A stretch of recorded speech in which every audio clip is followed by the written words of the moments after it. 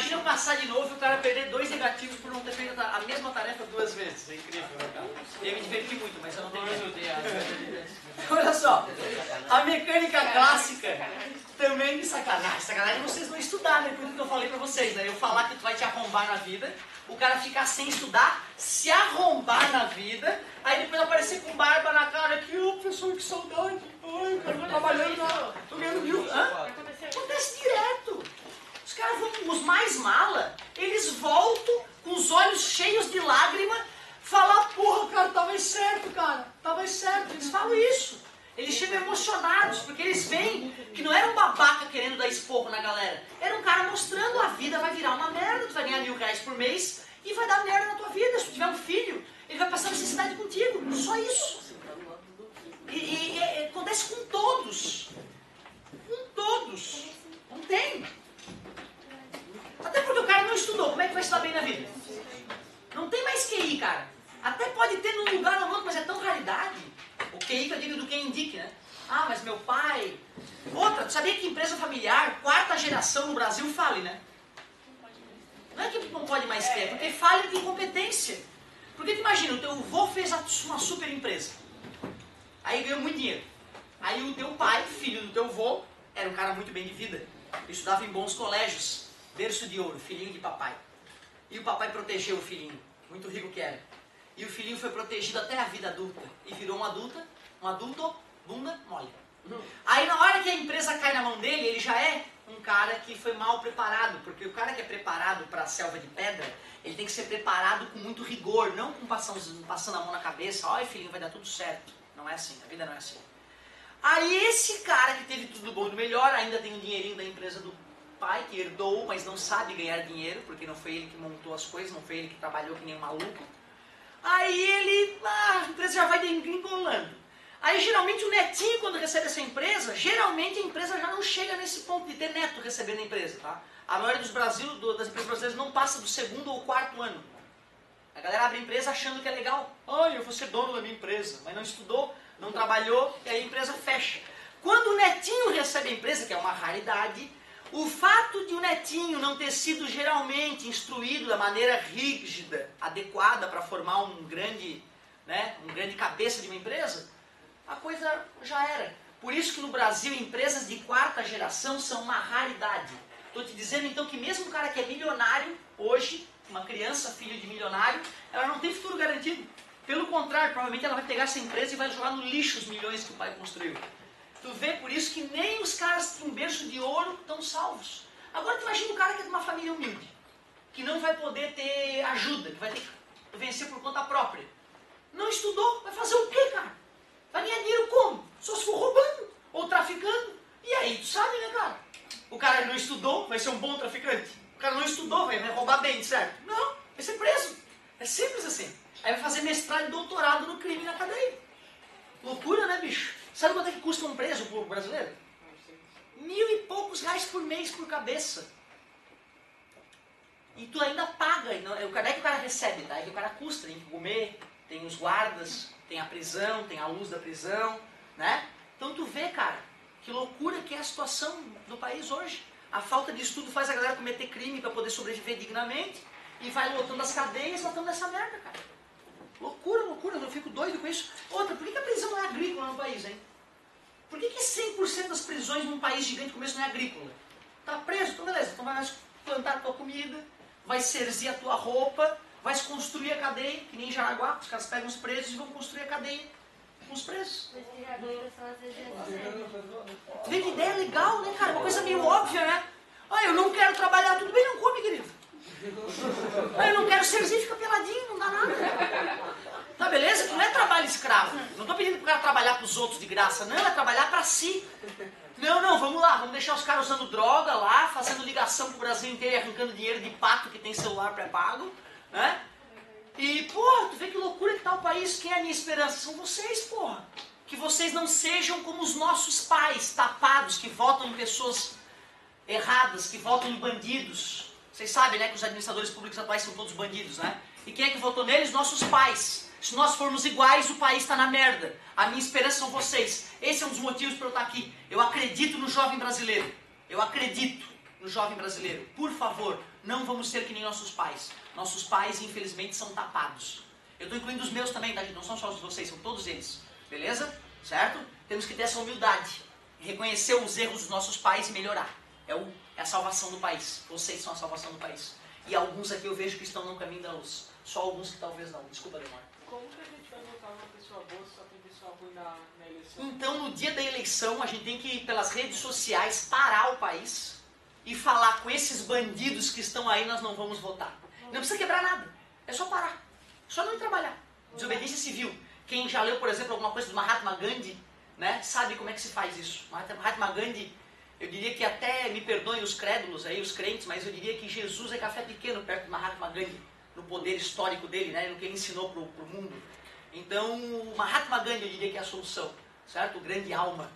Esse cara é excepcional. Ele pegou um país faminto, um país desorganizado, e ensinou a galera a fazer desobediência civil e protestar contra o governo na base da inteligência, sem porrada, sem quebrar as nossas coisas, né? Que sair na rua quebrando as coisas que nós pagamos para fazer é uma outra absurda, né, cara? Me perdoa, meu amor. Fala, último. O votar nulo é idiotice, aquela história que tem na internet, não sei quantos votos nulo vai ter que refazer a eleição. É político corrupto que solta essas mensagenzinhas na internet para a galera que está querendo uma revolução não votar e os caras que ele comprou o voto votar e ele se reeleger. Não adianta, infelizmente. E o branco ou o nulo que vai pro cara que tá ganhando? O branco é tu, não, tá tranquilo, que ganhar pra mim tá bom. Né? Que loucura. Né? Então, se for votar, o ideal de repente é anular pra mostrar. Não acredito em nenhum bandido que tá aí. Certo? Mas o mais correto é a gente protestar. O que me irritou com os protestos que deram recentemente no país é que a galera ia protestar por quê mesmo? Qual foi o motivo do protesto? Foi por causa do ônibus. Então, gente, tá muito caro o passe, vamos protestar. Porra, não protestaram porque estão roubando nosso dinheiro, não protestaram por falta de hospital, não protestaram por mau uso do dinheiro público e corrupção que todo dia tem. Porra, tem que protestar contra o óbvio, né, cara? E vamos protestar contra o passe do ônibus. Pelo amor de Deus, cara, aí já mostra quem tá protestando tá fora da casinha. Né? Que protesto idiota é esse? Quem é que protestaria por causa do ônibus? Se a gente tem pessoa morrendo no hospital. Aí tem gente que não pode ir para a escola. Mas o ônibus é mais importante. Porra, aí mostra como o povo brasileiro, de maneira geral, é ignorante. E nós temos que ter a humildade de reconhecer isso. Me perdoa, meu povo, mas a gente tem que estudar, cara, tá foda. Agora, chega, vamos para a física, é muito mais divertido. Sério. Mecânica clássica, também conhecida como mecânica newtoniana. Por que newtoniana? O Newton que criou ela. Fundamenta-se em princípios que podem ser sintetizados em um conjunto de 3 afirmações conhecida como as leis do movimento. Marque verdadeiro ou falso. Se o motor de uma espaçonave que se move no espaço sideral, suficientemente afastada de qualquer influência gravitacional, deixar de funcionar, a espaçonave diminui sua velocidade e fica em repouso, é claro. Claro que é um absurdo, porque o corpo que está em MRU, desde que a força resultante, e no espaço sideral não tem o atrito. O objeto não fica mais leve, mais pesado do seu. Boa pergunta. No espaço, o objeto não fica nem com mais massa, nem com menos massa. Mas se eu pegar, eu não vou conseguir levantar uma nave espacial, por exemplo. Mas na verdade, sabe o que é, cara? É que assim, para tu erguer alguma coisa, tu tem que te apoiar em algo e empurrar esta outro objeto para longe desse algo. Se tu tá no espaço sideral, tu e a nave estão flutuando lá. Aí tu vai para fora da nave com a tua roupinha de astronauta. Aí tu segura na nave. Aí quando tu empurrar a nave, na verdade tu vai para longe dela, né? Porque a tua massa é muito menor que a dela. Mas na verdade, quando tu empurrou a nave, ela também se afastou um pouquinho de ti. Mas tu vai ter uma velocidade muito maior que ela. E nós vamos aprender a calcular isso, tá, cara? A massa da nave e a massa do astronauta. O astronauta empurra a nave. Se o astronauta atingiu tal velocidade, qual foi a velocidade que a nave atingiu? Essa continha é bem fácil de fazer. Ela não para. Por isso que é tão perigoso aquela situação. Por isso que o astronauta está conectado com um cordão umbilical até a nave, né? Ou com uma corda de segurança. Para caso aconteça alguma coisa e ela seja afastada da nave, ela possa usar aquele cordão para puxar de novo e ir para a próxima nave. Tipo, quando ela chega lá, como é que ela para? Primeiro, uma nave ela não pode parar lá. Porque se a nave sobe lá 100, 200 km, está no espaço e desliga o motor, a Terra atrai ela, Uma nave, quando está orbitando a Terra, ela tem que estar em alta velocidade, girando em volta da Terra, senão ela cai. Olha que interessante. Outra, o ser humano só foi até a Lua com uma navezinha, certo? Ou seja, ele lançou o foguete, depois que a gravidade da Terra já não conseguia mais trazer o foguete de volta, desliga o foguete, a nave vai por inércia até a Lua, aí a Lua vai começar a atrair a nave e a nave vai começar a orbitar a Lua. Aí depois ela usa foguete para estacionar na Lua. E ela vai fazer a mesma coisa na volta. Vai ser o momento exato, tá? Quando a Lua estiver passando perto da Terra, agora, vamos lá, está no momento certo para ir. Certo? Não pode ligar, não pode, não, vamos em qualquer... Que horas? Vamos agora. Não pode. Tem tudo calculadinho. Que horas que vai ligar o foguete? Que segundo vai desligar o foguete? Tudo calculadinho. Ou seja, não houve evento onde o ser humano pegou uma nave, foi no espaço sideral e parou lá. Se ele precisasse, ele teria que ligar o foguete no sentido oposto da nave. Para jogar gás pro lado oposto da nave e fazer ela parar. Olha que interessante a tua colocação. Como é que você viu a gravidade que a Lua ia fazer na nave se nunca tinha ido lá? Cara, olha que bacana a tua pergunta. Nós, seres humanos, já sabíamos a gravidade na Lua, a gravidade em Marte, a gravidade em Júpiter, a composição da atmosfera de Júpiter, Marte, tudo, sem ter ido lá. Como? Olha que o ser humano é um bicho foda, cara. Como é que a gente sabe a composição de uma estrela sem ter nunca nem ido até o Sol ou até qualquer outra estrela? A gente sabe quantos por cento de hidrogênio, de hélio, de carbono, de ferro tem em cada maldita estrela do céu. Porque quando um átomo expele luz, ele deixa a sua impressão digital naquela luz. Então se eu pego a luz de uma estrela e boto num espectrômetro, eu decomponho aquela luz e consigo pegar a assinatura química dentro daquela luz de cada maldito átomo da tabela periódica. Foda, né, cara? Outra, se a Lua orbita a Terra, do jeito que orbita, se eu sei a trajetória da Lua, eu sei a massa da Terra, eu faço as contas e vejo, olha, na Lua tem uma massa tal. E com uma massa tal só pode ter a gravidade de 1,6. Quando o homem foi na Lua e mediu a gravidade na Lua, foi só para confirmar o que já se sabia. Quando o homem colocou o robozinho em Marte, controle remoto, que está lá passeando agora, né, por Marte, um robozinho a controle remoto, né, controlado aqui pela NASA, aqui da Terra, um controlezinho, vai lá, cata aquela rochinha, analisa a rochinha, aí vai lá, analisa a rochinha e manda, né, via rádio os dados da rocha. É tudo o que nós já esperávamos de Marte, não teve surpresa nenhuma. A atmosfera é como a gente esperava, as rochas eram como a gente esperava. Então tu vê, a gente foi com o robozinho lá meio que para garantir o que a gente tinha estudado era verdadeiro. Que máquina de pensar, né, cara? E vocês têm uma dessa na caixa craniana de vocês. O melhor dos melhores computadores. Que tristeza alguns não usarem nem o mínimo do mínimo daquilo, né, cara? Porra, cara, tu é foda. Tu tem uma capacidade absurda. O ser humano é uma máquina de resolver problemas. Por isso que eu me encantei com a física, cara. Por causa dessas encrencas todas. Meu Deus, um dia eu vou saber muita física. Hoje eu sou só o café brinquedo da física. As forças de ação e reação agem em corpos diferentes. Sim, porque senão elas se anulariam. Lembra? E o movimento seria impossível, o ato de caminhar seria impossível. Massa é a propriedade de um corpo que determina a sua resistência a uma mudança de movimento. É verdade, um caminhão é muito mais difícil de acelerar e é muito mais difícil de parar do que um carro. Por quê? Porque o caminhão tem mais massa. E então ele tem mais inércia. Massa é a medida da inércia, é a medida da resistência de mudar de estado de movimento. Verdade. Se um corpo está se dirigindo para o norte, podemos concluir que podem existir várias forças sobre o objeto, mas a maior deve estar direcionada para o norte. Não, é porque ele está indo para o norte e para o sul com a mesma... Norte, sul, leste, oeste.